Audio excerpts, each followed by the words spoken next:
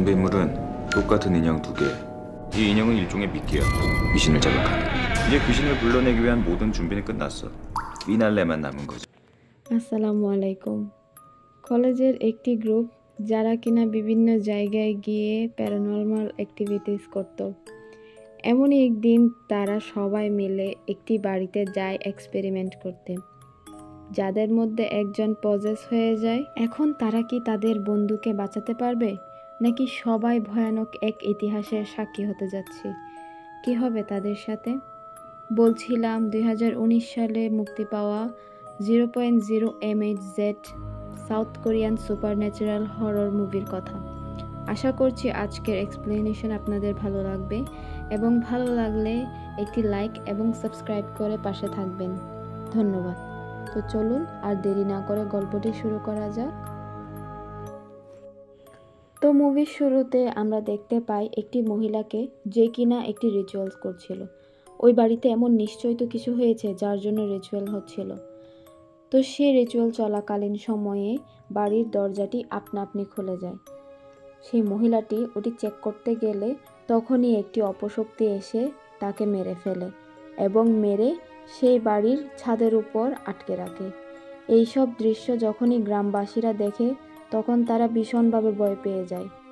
Scene shift হয় এবং আমরা 4 বছর পরের দৃশ্য দেখতে পাই, তাও একটি কলেজে। সেখানে আমরা সুহি নামের একটি মেয়েকে দেখি। সুহি তার বন্ধু সংইউকের সাথে ছিল। তারা একটি ক্লাবের সাথে যুক্ত হয় যেটির নাম ছিল 0.0 MHz, আর এই ক্লাবটি বেসিক্যালি সিনিয়ররা পরিচালনা করত। সেই টিমে আরও 3 জন মেম্বার ছিল। ইউনজং তাদের মধ্যে একজন ছিল, আরেকজন ছিল হাংসুক, এবং সবশেষে তাদের সেই টিমের লিডার ছিলেন যার নাম ছিল কিনা তাইসু।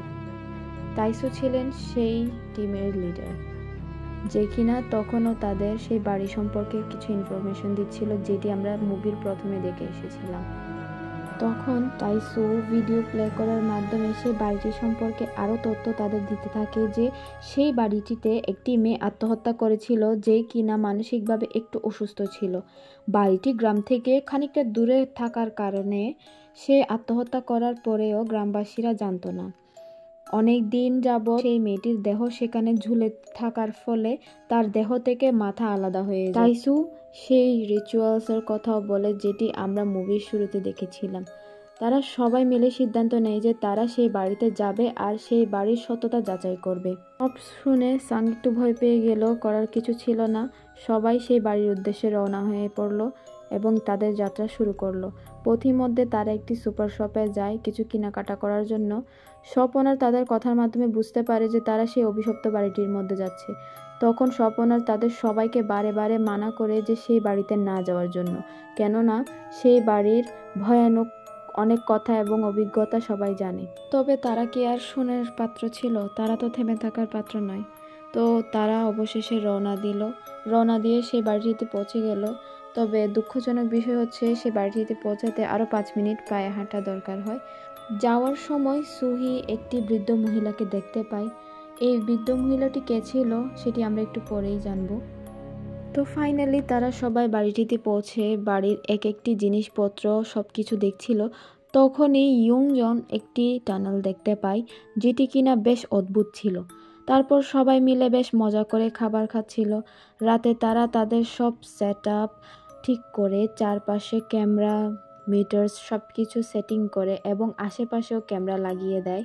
তারা ঠিক করে যে আজ রাতেই তারা সবাই মিলে এই রিচুয়াল পারফর্ম করবে এবং টিমের সদস্যদের মধ্য থেকে একজনকে বেছে নেয়, যার মাধ্যমে কিনা তারা সেই আত্মাটিকে ডাকতে পারবে এবং পাশাপাশি একটি মাইন্ড মিটার দিবে, যেটি মূলত মানুষের মস্তিষ্কের ফ্রিকোয়েন্সি চেক করে।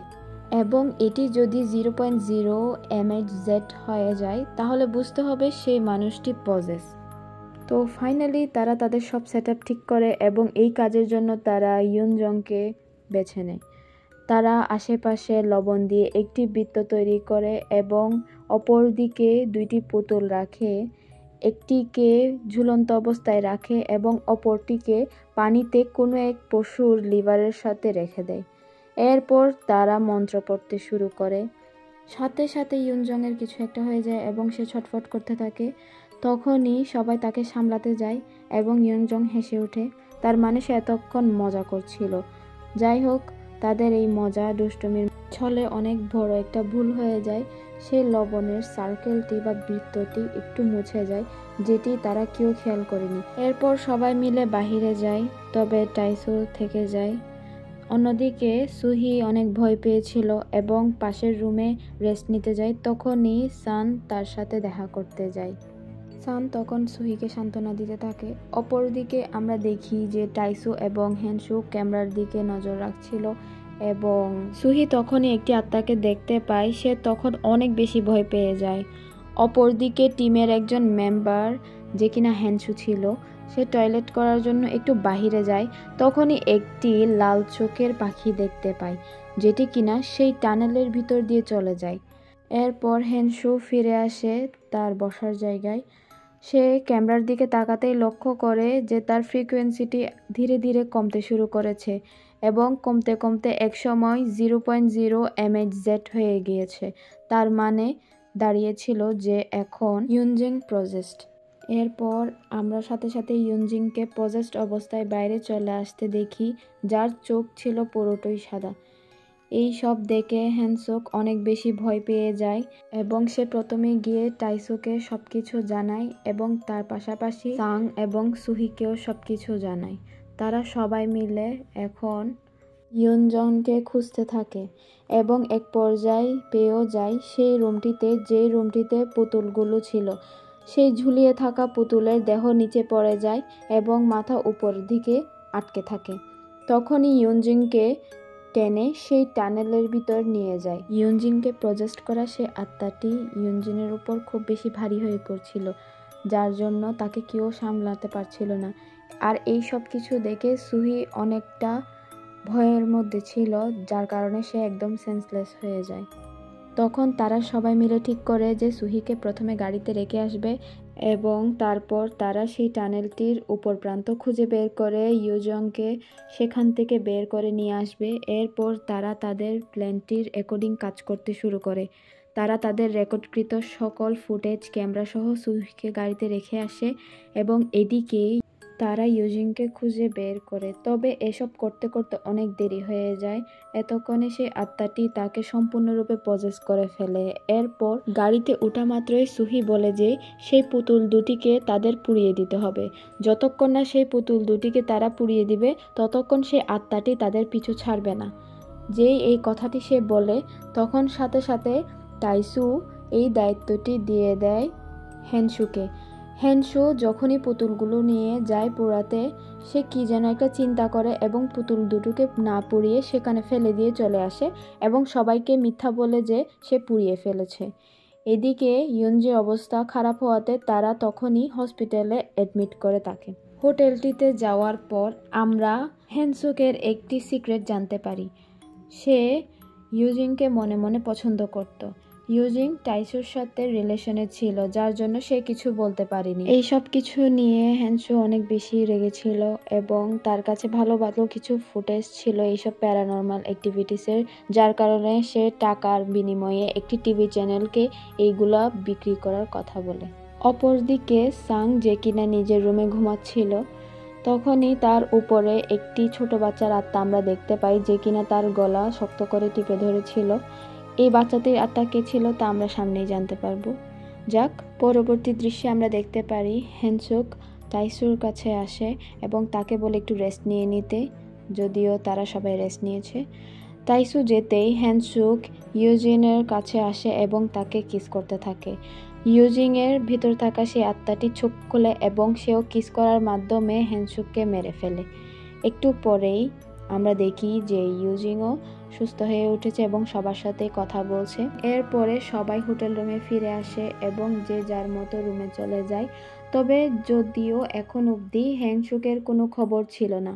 অপরদিকে টাইসু যখনই ইয়নজিংয়ের কাছাকাছি আসতে চায়, তখনই ইয়নজিংয়ের ভিতর থাকা সেই আত্মাটি তার মাইন্ড কন্ট্রোল করে, যেটি কিনা তার অতীতের কিছু দৃশ্য মনে করিয়ে দেয়, যেখানে টাইসু ভুলবশত একটি মেয়েকে গাড়ি চাপা দেয় এবং সেই গাড়ি চাপার মাধ্যমে সেই মেয়েটির মৃত্যু হয়। এই গিল্টটি তার মধ্যে সবসময় কাজ করত। এই সব ভাবতে ভাবতে তার গাড়িটি অ্যাক্সিডেন্ট হয়ে যায় এবং সে সেখানেই মারা যায়। অপরদিকে ইয়ুনজির মধ্যে থাকা আত্মাটির নেক্সট টার্গেট ছিল এখন সাং। তাই সেই সাংকে কল দেয় এবং তার রুমে আসতে বলে। এইদিকে এসব কিছু না জানা সাংও তার রুমে চলে যায় এবং সেই আত্মাটি তখন সাংয়ের মাইন্ডকেও কন্ট্রোল করার চেষ্টা করে। সে তখন তার ছোটবেলার কিছু স্মৃতি মনে করিয়ে দেয়। সেই দিন যে দেখেছিলাম আমরা সেই ছোট বাচ্চার আত্মাটি, সেটি ছিল সাংয়ের বড় ভাই, যে কিনা একটি দুর্ঘটনার মধ্যে মারা যায়। তবে ছোট থাকার ফলে সাং তাকে বাঁচাতে চেয়েও বাঁচাতে পারেনি এবং সাং ওইখান থেকে পালিয়ে আসে, যেটির জন্য সে এখনও গিল্টি ফিল করে। যার সুযোগ নিয়ে ওই আত্মাটি সাংকে বলে যে তুমিও গলায় দড়ি দাও এবং তাকে আত্মহত্যা করার জন্য বারবার উস্কাতে থাকে। এদিকে সাংও নিজের উপর থেকে কন্ট্রোল হারিয়ে সে গলায় দড়ি দেয়। ঠিক তখনই সুহি এসে সেখানে হাজির হয় এবং তাকে বাঁচিয়ে নেয়। অপরদিকে ইয়ুনজং এর শরীর থেকে সে আত্মাটি চলে যায়। যার পর সুহির একটি ফোন আসে এবং সুহিকে বলা হয় সুইমিং পুলের পাশে একটি ডেড বডি পাওয়া গেছে, যেটি কিনা হ্যানসুয়ের বডি ছিল। তারা অনেক বেশি দুঃখে, সেই সাথে অনেক বেশি শকে ছিল। একই দিনে তারা তাদের দুজন বন্ধু হারিয়েছে। অপরদিকে সুহি ঠিক করে যে ইয়ুনজিংয়ের ভিতরে থাকা সে আত্মাটিকে সে বের করবে এবং সে আত্মাটিকে চিরতরে শেষ করবে। কেননা সুহির বাবা মা ছিল একজন শামান। শামান বলতে যারা আত্মা, জিন, ভূত, তাদেরই শামান বলা হয়। যাক, তো সুহি আবার ইয়ুনজিংকে সেই বাড়িতে নিয়ে যায় এবং সেখানে সেই বৃদ্ধ মহিলাটিকে আমরা দেখতে পাই, যেটিকে কিনা মুভির শুরুতেই সুহির সাথে আমরা দেখেছিলাম। মূলত এই বৃদ্ধ মহিলাটি ছিল সুহির দাদি, যে কিনা পরকাল থেকে সুহিকে সাহায্য করার জন্য পৃথিবী লোকে এসেছিল। এখন তারা দুইজন মিলে সেই রিচুয়ালসটি পারফর্ম করা শুরু করে, যেটির জন্য তারা এখানে এসেছিল। রিচুয়ালটি শুরু করতে ইয়ুনজিংয়ের মধ্যে থাকা সেই আত্মাটি তার আসল রূপে ফিরে আসে এবং তাদেরকে বিভিন্নভাবে বশ করার চেষ্টা করে। তবে সেই আত্মাটিদের সাথে তারা পেরে উঠছিল না।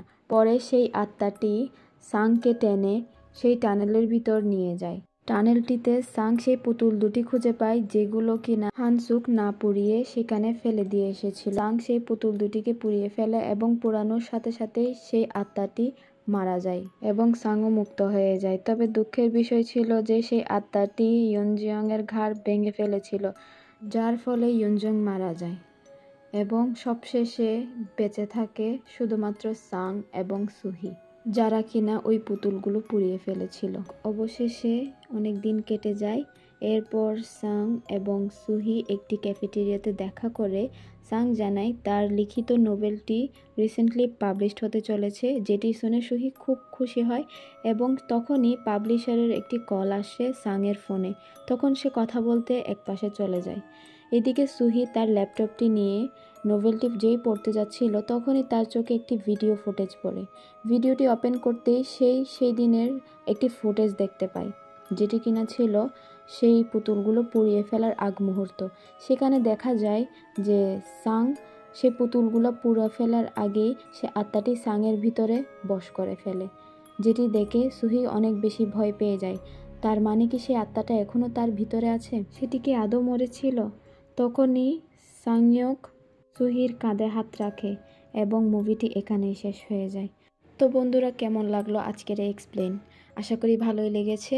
এমন আরও নতুন নতুন ভিডিও নিয়ে আমি আমার চ্যানেলে ফিরে আসব। সেই পর্যন্ত সবাই সুস্থ থাকুন, ভালো থাকুন। আল্লাহ হাফেজ। ধন্যবাদ।